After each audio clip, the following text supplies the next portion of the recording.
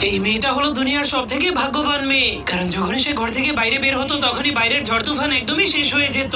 এরপর সে যখনই রাস্তায় জমে থাকা একটা পানির গর্তকে দেখতে পায় তখনই সে খেলার জন্য সেটার মধ্যে লাফ মেরে দিলে হঠাৎ করে তার পায়ের নিচে একটা কাগজ উড়ে এসে তাকে সেখান থেকে বাঁচিয়ে দেয়। এমনকি সে লটারি মেশিনের সামনে দিয়ে হেঁটে গেলে তার ভালো ভাগ্যের কারণে লটারি মেশিনগুলো অটোমেটিক সবাইকে জিতিয়ে দিতে থাকে। কিন্তু এরপর সে রাস্তার পাশ দিয়ে হাঁটতে শুরু করলে তাকে দেখে রাস্তার পাশের মরে থাকা ফুলগুলোও বেঁচে উঠতে শুরু করে দেয়। এমনকি ছোট ছোট পাখিরা তার ভালোবাসায় মুগ্ধ হয়ে তাকে ফুলের মালা পরিয়ে দেওয়ার জন্য চলে আসে। কিন্তু তার বাড়ির পাশে এমন একটা ছেলে বাস করতো যার ভাগ্য অনেক খারাপ ছিল। এই জন্য সে তার ঘর থেকে বাইরে বের হলেই বাইরে বৃষ্টি শুরু হয়ে যেত। কিন্তু তার ভাগ্য এতটাই খারাপ ছিল যে সে ছাতা নিয়ে বাইরে বের হলেই বৃষ্টি থেমে যেত।